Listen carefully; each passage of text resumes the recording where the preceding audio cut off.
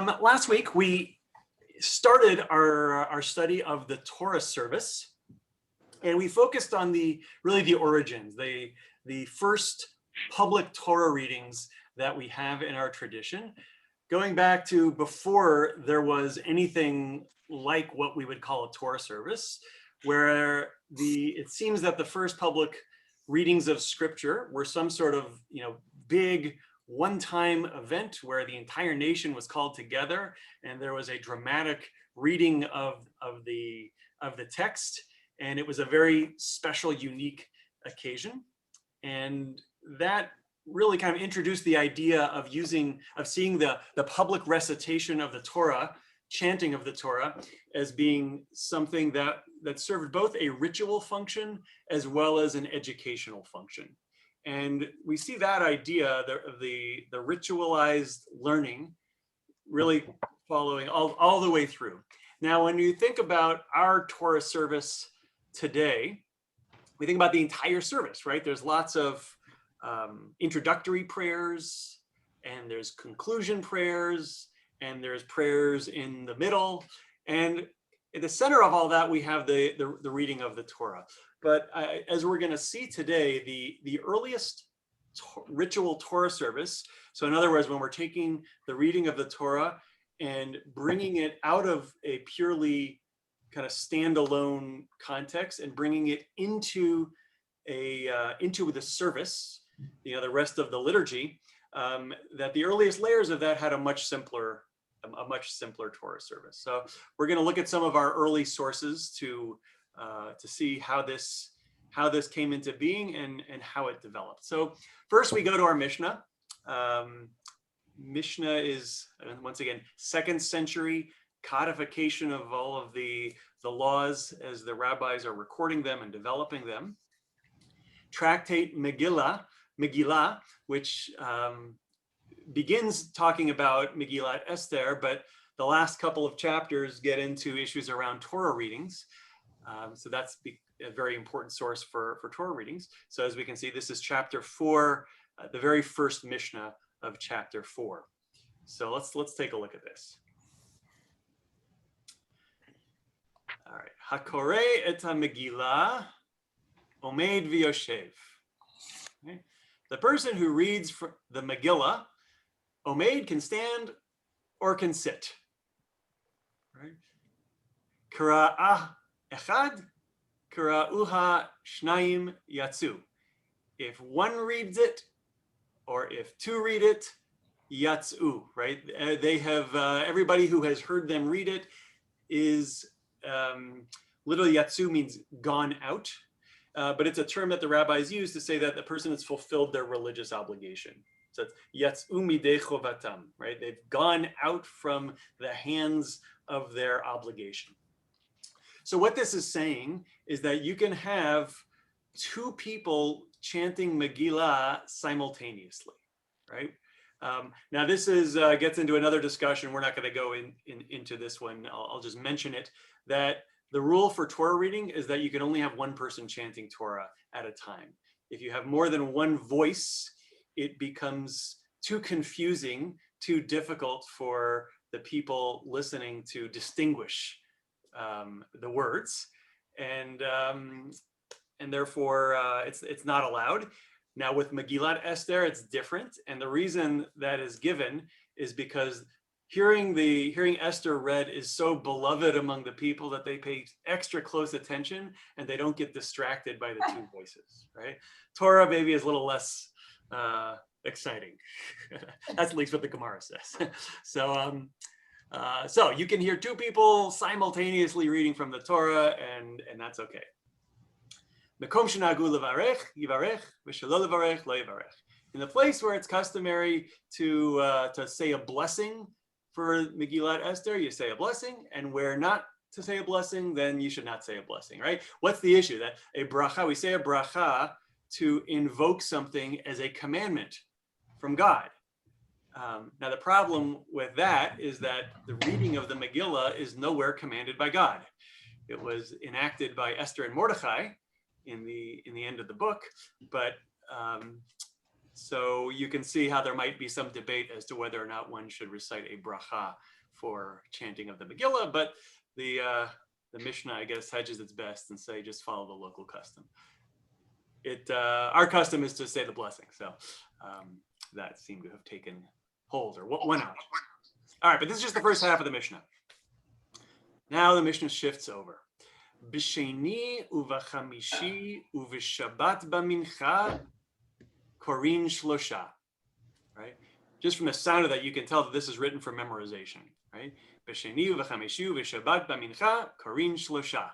So on Sheni, which is the second day of the week, which is Monday, and on Chamishi, the fifth day of the week, which is Thursday, uv'shabbat b'mincha, and on Shabbat in the afternoon, Karin Shlosha, we read 3, or 3 read. Ein pochatin ve'ein mosifin alehen ve'ein maftirin banavi. We do not do less, we do not do more, right? Ein pochat is to decrease, mosifin is to add to them, ve'ein maftirin banavi, and we don't do a maftir of the Navi, from the prophets, right? There's no haftarah, in other words, right? Maftir and haftarah come from the same word. Haftarah has nothing to do with Torah.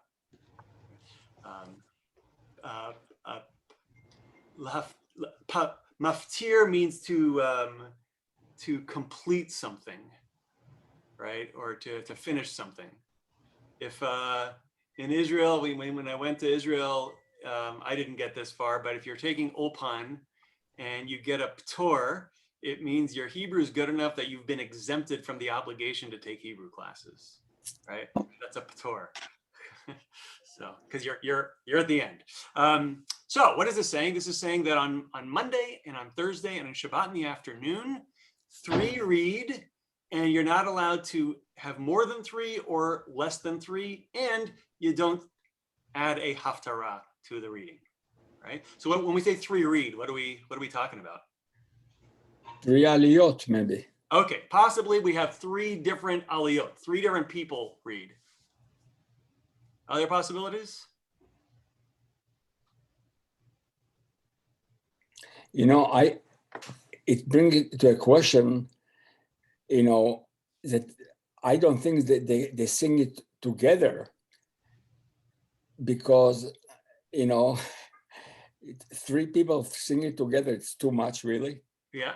But I don't know why before, when you started, you know, קורא את המגילה, קראו השניים, why it can be קראו השניים, it means the 2 people not simultaneously. Yeah. Like one read a portion and the other read a portion.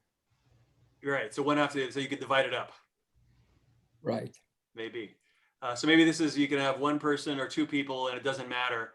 Here it's saying 3 read, so maybe you need 3 different people reading. Mm-hmm. That's possible. Maybe we're talking about 3 verses. You read 3 verses. Anyway, so let's hang on to that. Then it goes, hapoteach v'hachotem b'Torah mevarech lefaneha la'achareha. Hapoteach is the opening, and chotem is the closing, the sealing, right? The person who opens and the person who closes the Torah reading, mevarech lefaneha la'achareha. A blessing should be said before it and after it. So what this is describing is a Torah service which has, let's say, 3 parts to it. And there's a blessing at the beginning of it before we start, and there's a blessing at the end of it when we're all finished. So how do we do our Torah readings?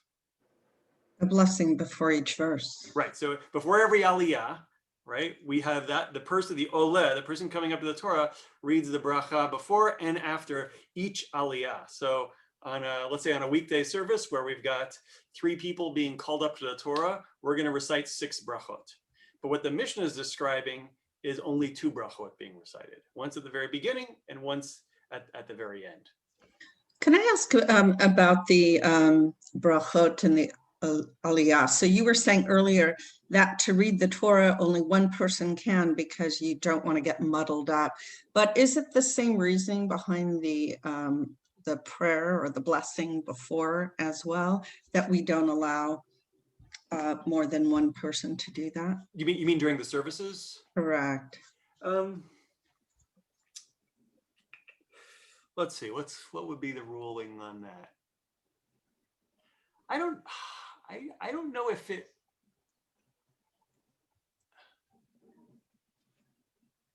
So I'm thinking, I don't remember ever seeing anything that talks about having multiple voices during prayer. I mean, there certainly is the idea of the person who's leading services, right? And the concept is that person can fulfill the obligation of the other people who are there, who don't necessarily know the prayers, right? So they're listening and they're responding, Amen. And we've also seen that if somebody makes a mistake, gets stuck, or potentially even says something heretical, that we remove them and send up a replacement. But the idea of having multiple people reciting at the same time, I'm not sure if we've seen that. Well, because the Reform movement does that. You'll have a couple doing the Aliyah or the blessing. And then when I came into the conservative movement from the Reform movement, I was really surprised when, oh no, it can only be one, so well, you'll certainly have, and this is certainly very traditional, to have a choir for certain parts of the service. So you've got, you have the cantor, the soloist, and then a group of people to accompany as a way to beautify the prayer. I think Sherry's asking specifically about the aliyot blessings, though. Yes, exactly. Oh, you're talking about aliyot specifically? Yes. Yeah. So, well, again, let's think about the mechanics of our service that we're used to. We've got a Torah reader, and we have the Oleh, the person who's called up to the Torah. And that's two different people usually. Right. What the Mishnah is talking about, and this is how it originally was, is that it was the same person. The person who chants the Torah is the Oleh. Mm. So, and then the concept of you can only have one voice chanting the Torah becomes important. So if it's the same person, then according to the Gemara, you would not be allowed. You can only have one person getting up there. At a certain point, it got separated, probably because there were lots of people that wanted to have aliyot who didn't know how to read Torah. So you then can separate it. You have a Torah reader who is more expert, and then the Oleh, who may be not even literate, but they can go up, and the Torah reader is their proxy. So the Oleh says the brachot, and it's as if they are the one reading the Torah. And in fact, technically, the Oleh is supposed to be kind of in an undertone repeating the words after the Torah reader, right? So the Torah reader is actually prompting them, and they're supposed to be kind of uttering, which kind of gets in the way of this concept of not hearing multiple voices. Yes, but they're not supposed to be a exactly. distraction to the congregation. So it seems to me that since the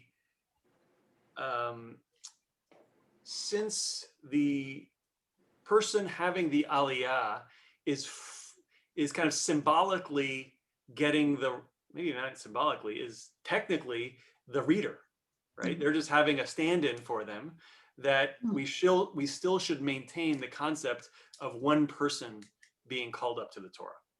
Now that makes sense now, because you honor that person. I always wondered, well, the Torah reader's doing all the work. Why are they not really honored in the way the person who's doing the blessing? Yeah. So that's why. And this came up at Sinai a number of years ago, and we, in the ritual committee, we studied it, and the conservative movement actually has written a couple of teshuvot on the question of group aliyot or not group aliyot. And as is typical of the movement, there are positions on different sides. But to me, it seemed to be more in keeping with the tradition to continue to only call up one person, with the exception, and Sherry, you know this, when we have if there's like a simcha where there's a b'nai mitzvah and things like that, and lots of out-of-towners we may want to honor, we'll call up a couple where one person is called up to receive the honor, accompanied by their partner. Right. And the language that the Gabbai is supposed to use to call them up in that circumstance is particular, right? So we call up the person receiving the honor in the singular, accompanied by their partner, right? So, but what also happens sometimes is that people aren't familiar with our tradition or don't care and are familiar with something from another synagogue, they both start saying the bracha. Technically, only the person called up should be the one saying the bracha. And is there any kind of sexist designation, like it should be the wife or the husband or anything like that? I am explicitly clear that it should not be. Okay. Curious. whether it happens at, I say it pretty explicitly, and in the B'nai Mitzvah handbook, it's stated explicitly that it can be one or the other. And even further than that, if one of, and this it would be gendered, if a male is a Kohen or a Levi, and they're called up for the first or second Aliyah, the Kohen or Levi Aliyah, only that person has to have the Kohen or Levi Aliyah. And if it's for a different Aliyah, then the other partner would be the one to be called up, accompanied by their Kohen or Levi partner. But it still has to be Kohen, has to be a male, right? Yes, because the Kohanut is passed through. I'm waiting for your daughter to bust through that, barrier and jump into her rightful position in life. Not been motivated enough yet. I'll have to light a fire under her. I'll share something that is done at Shir Chadash, because I think it's very nice that on the third Aliyah that they'll call up anybody who has a Misha Berach, and so then people all come in for a blessing, or sometimes it's not even that, it's if you're in the need of a little being close to the Torah or for whatever. So we do have group Aliyah all the time.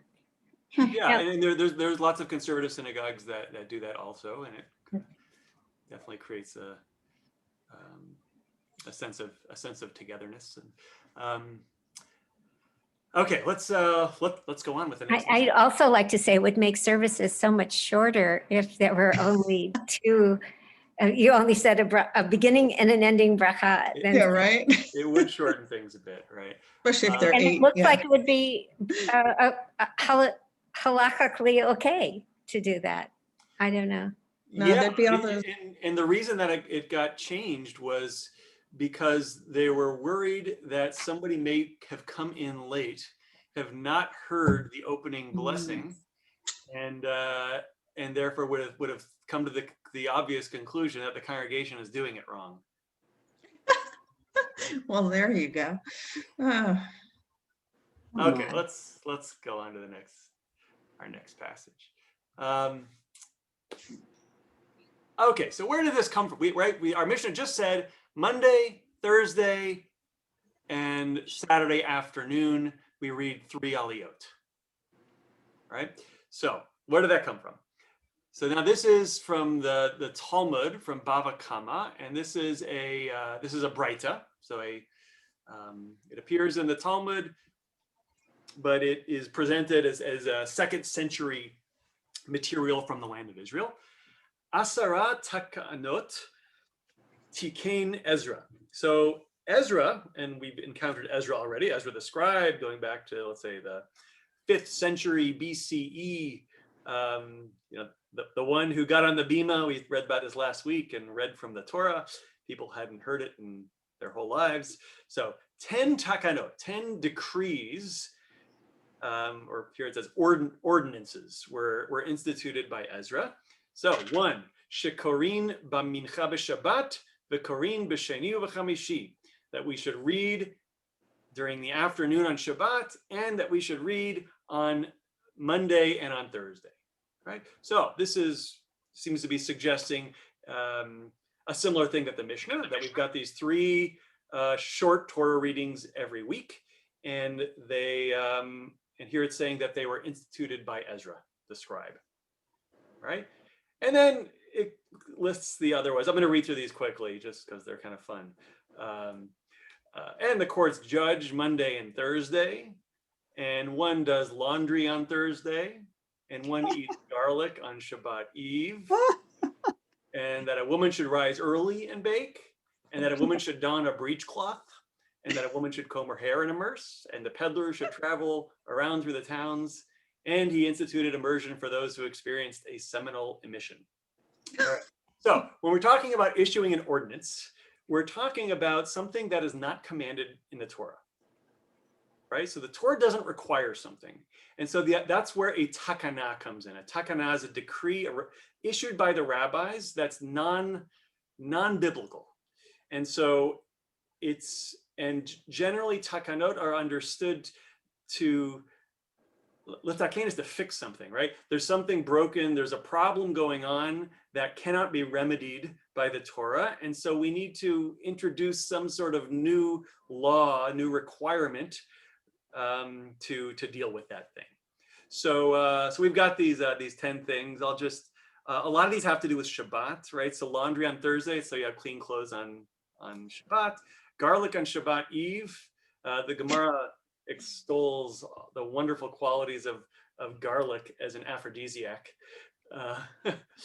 And so to be eaten on Great breath. for Shabbats. Friday for to enhance the double mitzvah. A woman rising early and baking is so that she has bread available for poor people who are coming by asking for food. The breechcloth is for modesty. And I think this might be referring to when she is in the kitchen, that apparently could get hot in the kitchen, and it wasn't uncommon for women to take off their clothes while they were baking or doing whatever. You know. That's a breechcloth. It sounds Some great. sort of garment. Chogeret basinar. Sinar is a cloth. Excuse me, but that wouldn't be true, because pardon me, but if the courtyards is where you did your baking and you had a common tanur, nobody would be hanging around naked. Just saying. Yeah, I again, sometimes when we see a bright, especially one that's talking about events of 500-600 years ago, let's say the historical veracity may or may not be. You have to remember May not that the reasons Talmud to is written question the by men historical for men, veracity. and it But- occasionally mentions women. Sorry. You have to remember that the Talmud is written by men for men, and it occasionally mentions women. Oh, of course. Well, actually, it often mentions women, but it is written by men. And now You mean something they're- else to consider is that when we're talking about a takana, an edict, from the rabbi's perspective, these are practices that are instituted. They are mandatory practices, and yet there's no biblical basis for them. And so they need to explain why is this a law if the Torah doesn't say anything about this, right? And so, being able to, and we've seen this before, being able to tie this to a prominent historical figure gives it extra authority, right? Oh, where did that garlic on Friday thing come? Oh, that was Ezra, right? So then of course we should do it, right? So, combing her hair and immersing. This is about going to the mikvah. So when a woman goes at the end of her period to the mikvah, she's supposed to comb through her hair first, so that there aren't any knots that would prevent the water from touching all the surfaces. Peddlers traveling around the towns. This also has to do with women and men's sex lives. This is about cosmetics and perfumes and things like that. They need to be available to women everywhere, and therefore Ezra decreed that they couldn't skip over towns. They had to go to every town. And then finally, instituting immersion for men who experience a seminal emission. Right. So we're not going to go into all of the later ones, but I felt we couldn't. Josh, Couldn't ignore them. Yes. based on what the other ones were about, could a breechcloth, I just looked at the definition in English, and it was a small piece of cloth that would go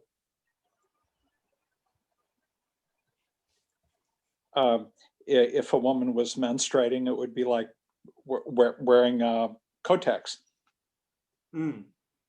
You know that because all of the following material seems to be about things that are kind of sexual in nature. Yeah. And maybe it was just something like that. Yeah, that's possible. I need to do a little bit more digging, but I can quickly go there if we're interested in that. Well, it was. We can at least see how the Gemara explains it. Let's see. Yeah. So what all the Gemara says in explaining what it says in this Braita is Shetehei isha chogeret b'sinar mishum tzniuta, because of her modesty. Rashi explains that by saying lehitrachek min ha'avera, to distance herself from sin, which is not particularly helpful.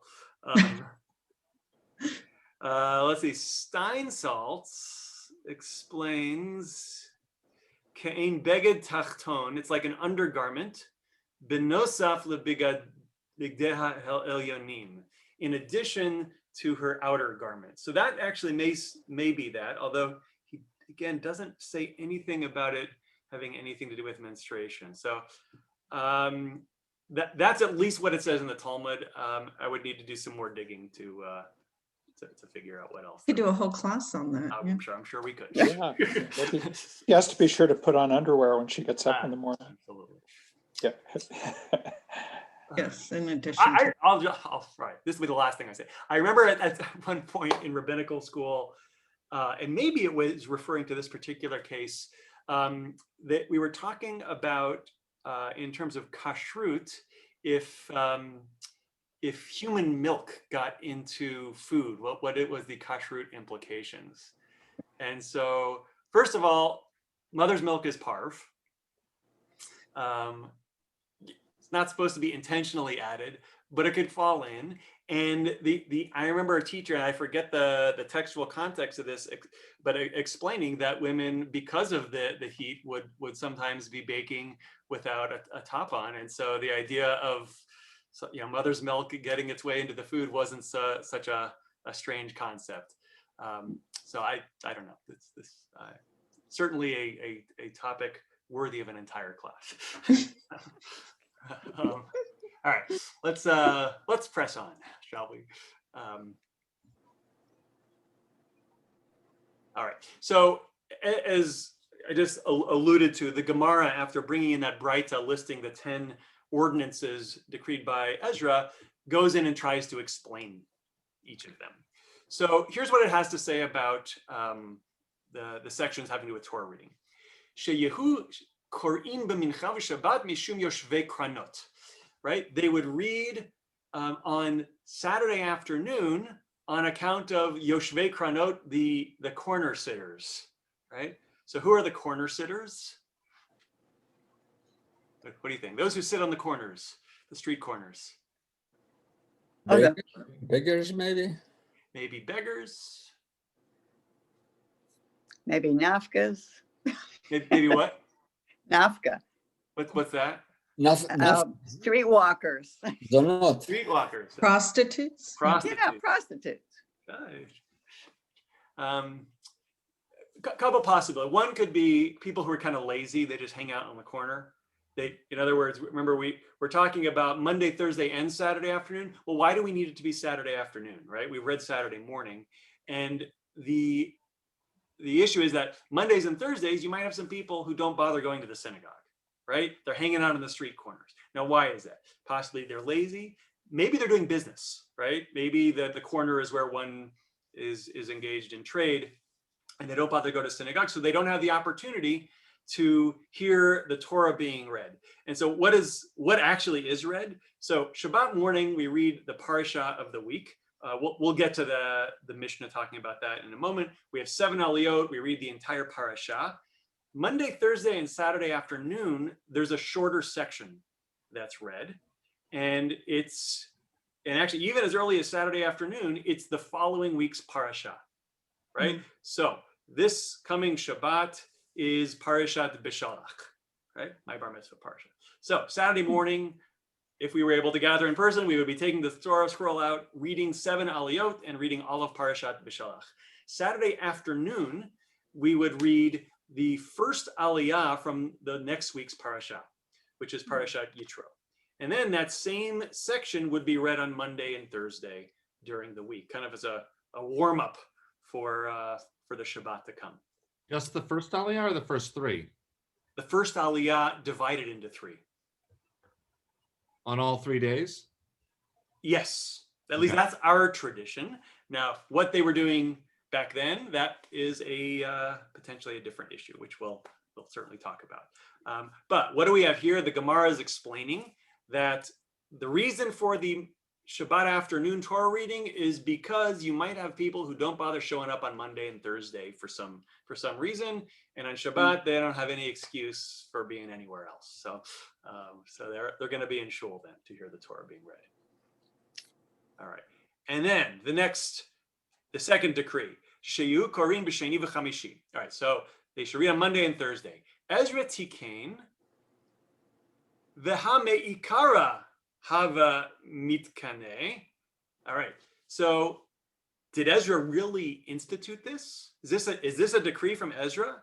Wasn't it made a decree from the outset, from the very beginning, right? In other words, when Ezra came along, the tradition of reading on Monday and Thursday already existed, right? That's what the Gemara is saying here. All right, what's its evidence? The Tanya. Now we're going to bring another Braita. Vayalchu shloshet yamim bamidbar velo matzu mayim. All right, again, this is from this coming week's Torah portion, Parshat B'Shalach, well timed, right? Moses led Israel onward from the Red Sea right after they've crossed through, and they went out into the wilderness of Shur, and they went 3 days in the wilderness and found no water. Dorshei Rishumot Amru Ein Mayim Ela Torah Shenemar Have Kol Tzameh Lechu Lamayim. Right, those who interpret verses say that the word water is a metaphor for Torah, right? Ein Mayim Ela Torah. Water is nothing except for Torah, right? Torah, there's a lot of metaphors that are used to describe Torah. One of those is water, right? As it says, and now we quote Isaiah, "Ho, everyone who thirsts, come for water." But the Torah is on parchment when you're parched. Oh, Oh, Sorry. So, all right. So what does it say? So going back to Exodus, it says they went 3 days and got no water. They went 3 days without studying any Torah, right? What happened, by the way, after they went 3 days without any water?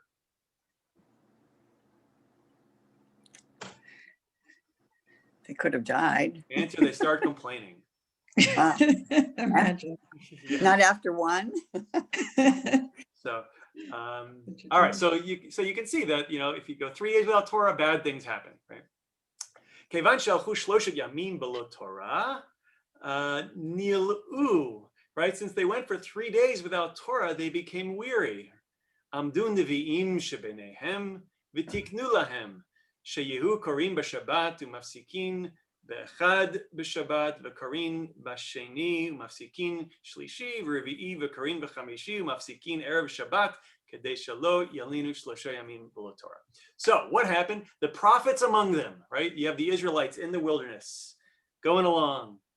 3 days, no water, i.e. no Torah. They become weary. So the prophets who were among them arose and decreed for them that they should read on Shabbat, and then they should take a break on Sunday, and then they should read on Monday and take a break on Tuesday and Wednesday, and read on Thursday and take a break on Erev Shabbat, so that they would never go 3 days without Torah. Right? Mm. So this is kind of the, Shlomo, you're nodding your head. You've probably heard this. You've probably heard this in yeshiva, right? Right? We should make sure that Torah is read in public at least every 3 days, based on this verse in the upcoming week's Torah portion. It's a lovely homiletical explanation, but there's an obvious literal flaw in it, which is that if Ezra is doing the first Torah reading in anyone's lifetime, how could they have been reading Torah 3 times a week? Yeah, well, this is some good historiography, right? Have you been reading the Torah at least 3 times a week, Rabbi? 3 times a week, I think. Since you became a rabbi? In some fashion, yeah, I mean, I try to. Okay, that's I'm sure I've good. missed. Sure I've missed. But this is not talking about the individual. This is talking This about is talking about public. public reading, right? So there's an obligation that the community read Torah at least 3 times a week. And at the same time, there's a recognition that not everybody's going to show up, right? We started earlier talking about those who are sitting on the street corners, who aren't coming in. So we've got 2 different versions, right? We have the first Braita saying that Ezra instituted this. And then we said, wait a second, did it really come from Ezra? Didn't it come earlier? Because after all, we have this drash, right? This is a nice homily based on the verse. And if you want to look at that homily, then we've got to say that it goes all the way back to the days of the Torah, even though the Torah doesn't specifically state it, right? But we're going to tell the story about the prophets, these kind of unnamed prophets among the Israelites who issued this decree at the time.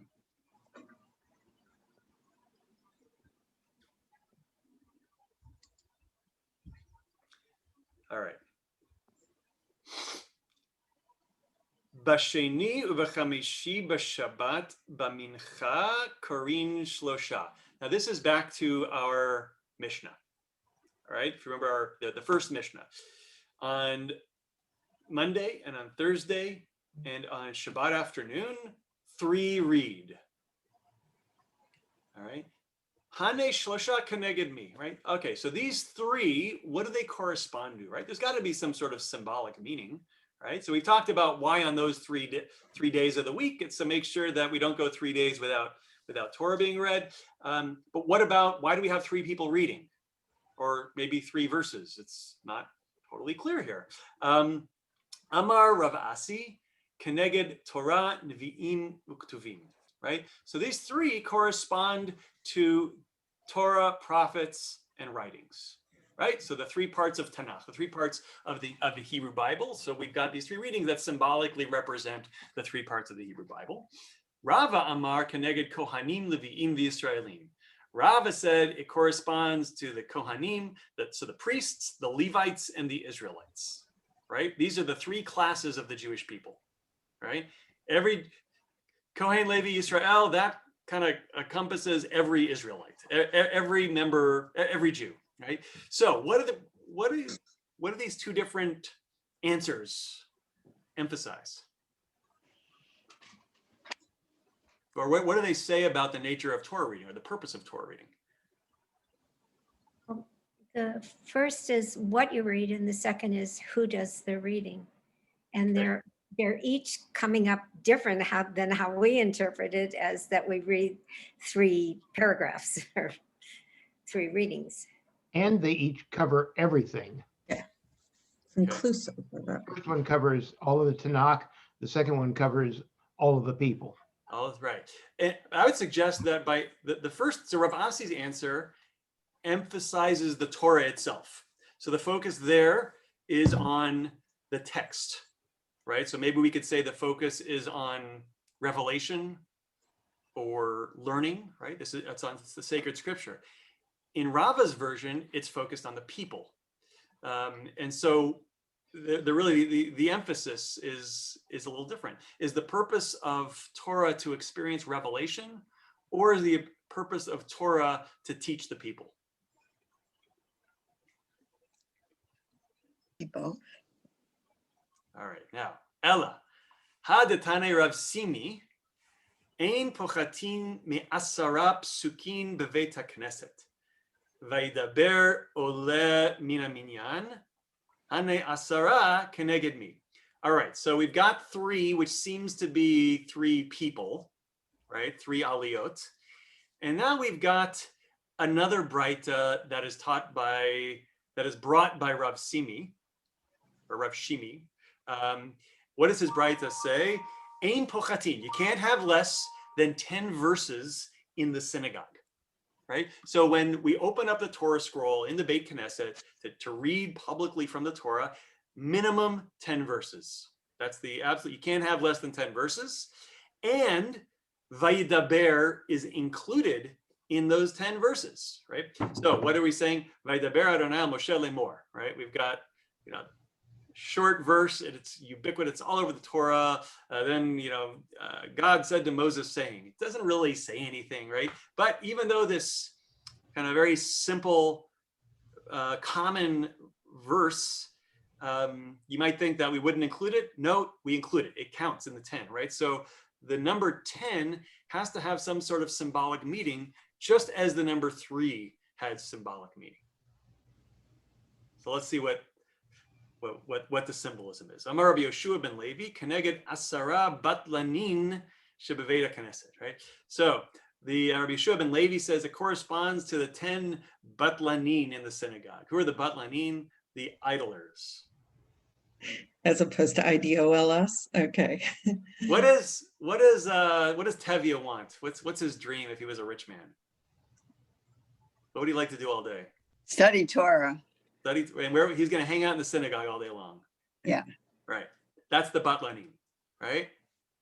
The people who can afford to not work, and they can stick around the synagogue all day long. Would you Right? break And down what do the- they do? But it's a positive thing, right? These are the people who are performing the function on behalf of the community of making sure that there's people in the synagogue, reading Torah. This is going to make sure that there's a minyan, that Torah is being read publicly.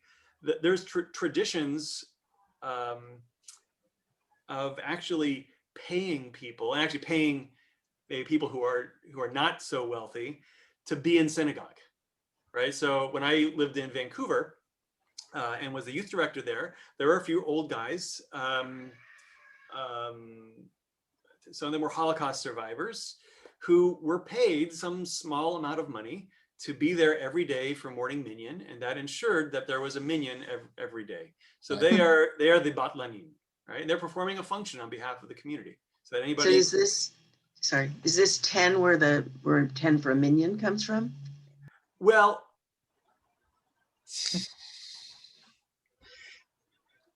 no. So the 10 making up a minyan comes from, well, I don't know if it comes from. The explanation that is given is also based on a drash on the word Edah. Edah means congregation, and the word is used to describe the 10 spies who told lies about the land of Israel and caused the catastrophe to ensue.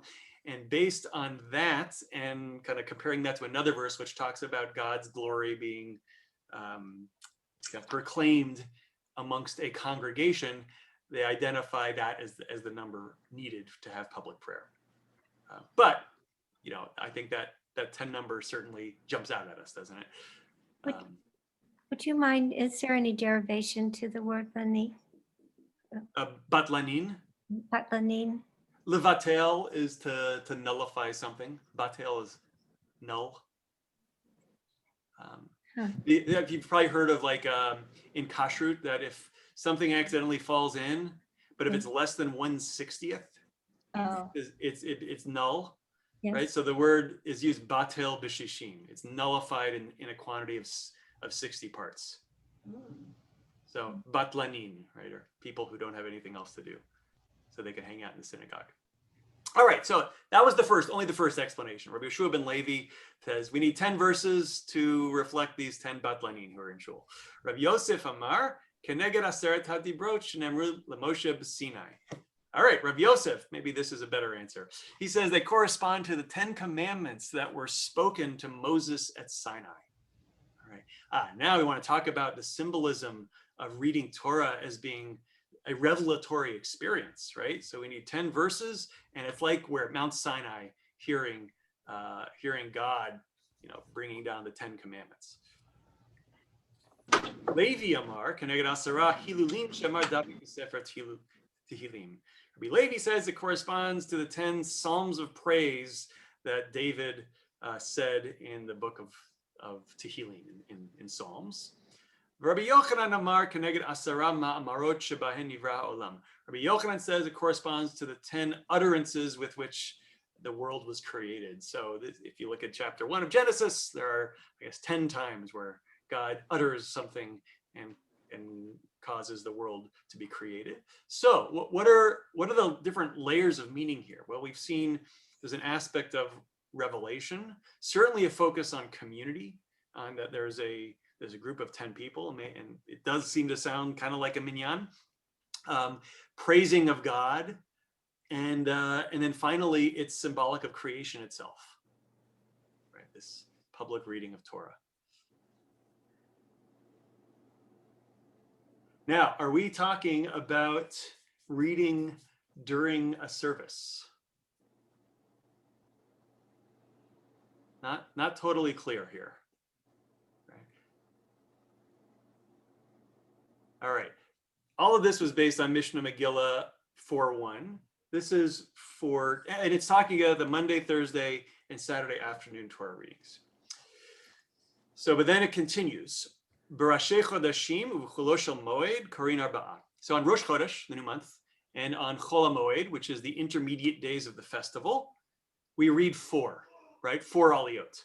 Ein pochatin mehen ve'ein mosifin alehen ve'ein maftarin b'nevi. You can't do less than that. You can't do more than that. And there's no haftarah. Hapoteach ve'achotem b'Torah mevarech lefaneh la'achareha. Person who opens and the person who closes the Torah, that person says a blessing before and after, right? So exactly the same as the Monday, Thursday, Saturday afternoon, except there's a 4th aliyah and not just 3. Zeh haklal. This is the principle, the general rule. Kol sheyesh bo musaf ve'eno yom tov korin arba'a. Anything for which there is musaf but is not yom tov, you read 4. Right. So musaf is the additional offering. The additional offering for the festival. And then that gets translated for us in our service as having the Musaf service, like the Musaf Amidah. That comes after the Torah service. So whenever there's a Musaf service, but it's not Yom Tov, you've got 4 aliyot. The Yom Tov, Chamisha. If it's Yom Tov, Chamisha. So what is Yom Tov? Basically the 3 festive pilgrimage holidays. All right. Pesach, Shavuot, and Sukkot. And it doesn't state it, but this would also apply to Rosh Hashanah. B'Yom Kippurim Shisha, Yom Kippur gets 6 aliyot. B'Shabbat Shiva, the Sabbath has 7 aliyot. Ein pochatin mehen aval mosifin alehen. You can't do less, but you can do more. You can add on. Umaftirin banavi, and you do a haftarah as well. Those days.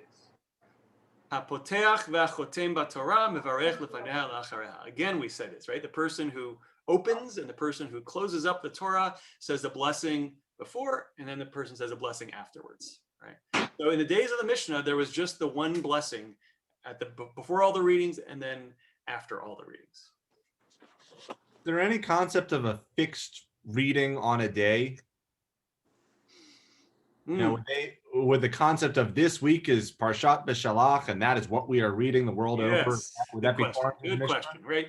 What is it that they are reading? Because we've seen, and there's much more discussion, a lot more texts that go through the rules about Torah readings. It talks about where you can begin reading from the Torah and where you have to end.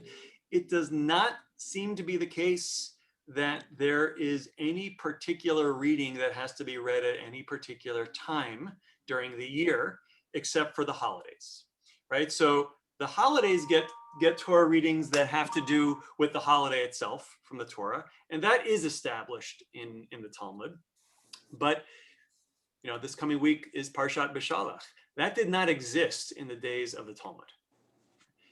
In the land of Israel, it seems that there was a system referred to as the Sedra system. There was a Sedra each week, and it would take 3 to 3.5 years to get through the entire cycle of the Torah.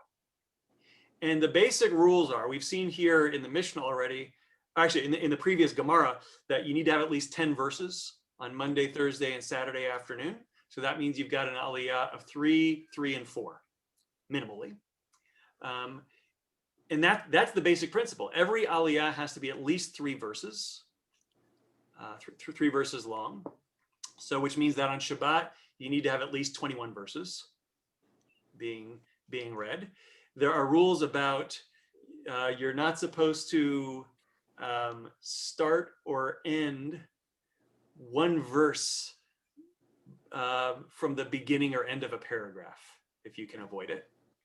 Ideally, you're supposed to not end on a negative note, like on something negative. So there's all these rules that seem to suggest that the person reading Torah can start and stop wherever they want, right? If we're giving rules about where, don't leave any hanging, widow and orphan control on a word processor, right? You can't end with, within one verse of the end of the paragraph. Well, that would suggest that there isn't fixed readings.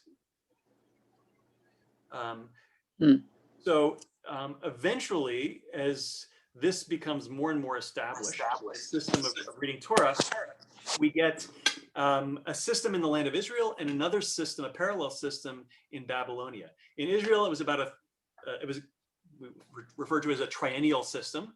So we would read the Torah over a course of about 3.5 years. And so, and it wasn't necessarily the same everywhere. Babylonia was much more centralized. So at Babylonia, they established a system of an annual Torah reading where we're going through the entire Torah in 1 year. And it's everybody's on the same cycle. And so the first Simchat Torah celebration is in Babylonia, right? Probably looking at the 8th or 9th century, where we have a holiday of Simchat Torah. And in fact, Simchat Torah isn't even a holiday. Simchat Torah is celebrated on Shmini Atzeret. So we end and we begin the annual cycle of Torah reading on Shmini Atzeret. And the system of Haftarot, because we saw the Mishnah talking about doing a Maftir ben Avi, also it's a little ambiguous about when the Haftarot were established. It's not in the Talmud, and except for the holidays, but the weekly Haftarot are not in the Talmud. So it seems that they would be read corresponding to something topically that's in that week's Torah portion. But even today, Ashkenazim and Sephardim have different traditions for certain Haftarot being connected with certain parashiot. So if you look in our Chumash, sometimes there'll be a Haftarah version and a Sephardi version of the Haftarah for that particular week. So, but clearly the Babylonian system of an annual Torah reading won out. Now nowadays you'll see in many conservative synagogues and that they do something called a triennial Torah reading, which is not what was done in the ancient communities in Eretz Yisrael, because the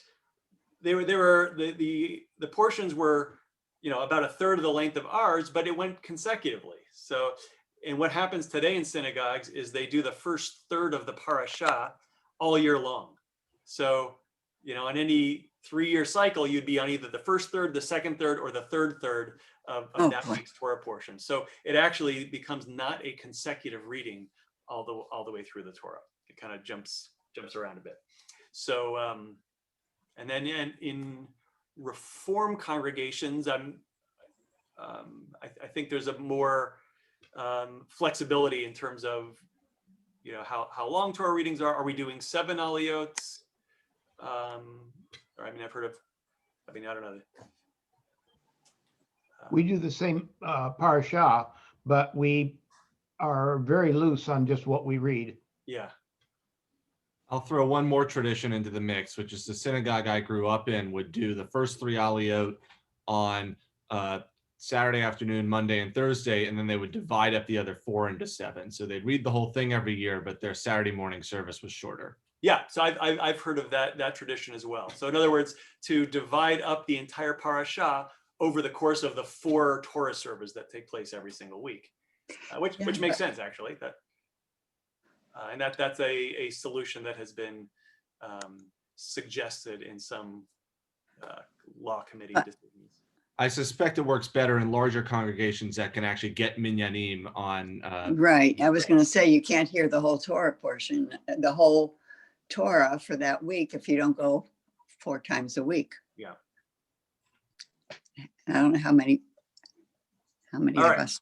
I want to throw in one additional text, which would provide a certain amount of historical evidence of what we've just read here in practice.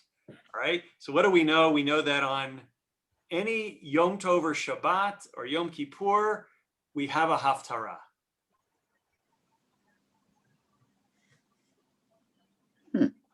Let's look at the New Testament. This is from Luke. Chapter.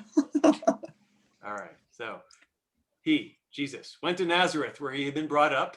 And on the Sabbath day, he went into the synagogue, as was his custom, right? He was a good Jewish boy, went to shul every Shabbos. He stood up to read, and the scroll of the prophet Isaiah was handed to him, right? Unrolling it, he found the place where it is written, "The Spirit of the Lord is on me, because he has anointed me to proclaim good news to the poor. He has sent me to proclaim freedom for the prisoners and recovery of sight for the blind, to set the oppressed free, to proclaim the year of the Lord's favor," right? Then he rolled up the scroll, gave it back to the attendant, and sat down. The eyes of everyone in the synagogue were fastened on him. He began by saying to them, "Today this scripture is fulfilled in your hearing." All right, so what does this tell us is going on, right? Jesus walks into shul right in time for maftir, right? They give him maftir, right? And what is maftir? They bring him a scroll, right? It happens to be Isaiah that week. So does that mean that there was a, that parasha or that Sedra was associated with Isaiah? I don't know. Maybe you could pick any of the prophetic scrolls and they just happen to give that one. He unrolls it. He seems to pick out the section that he wants. He reads it in shul and then he rolls it back up, gives it back, and then he says what he says, right? So, but this is really interesting as a text. Forget the theological aspects. It's perfectly agrees with what the Mishnah described, right? That you've got a public reading of the prophets every Shabbat. So I like it. It's short and sweet. Short and sweet, yeah, and it's not even that long, right? So the rules that develop is that a haftarah needs to be minimum 10 verses. So the shortest haftarah has got to be 10 verses. So this Jesus seems to have cut it a little short here. Jesus or Luke. Sorry, I could have been Luke as well. maybe it was Luke. Yeah, who knows? But What trope did he use? what trope did he use? Yeah, that's an interesting question. I remember once reading a text by, I think it was by Plutarch,